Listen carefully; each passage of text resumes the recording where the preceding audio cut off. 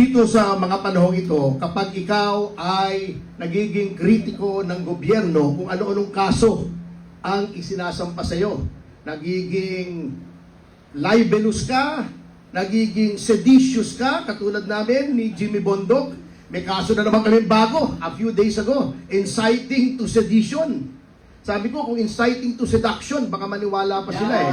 Pero inciting to sedition, mahirap yan. Oo, kita nyo naman ang nangyari kay Leandro Leviste.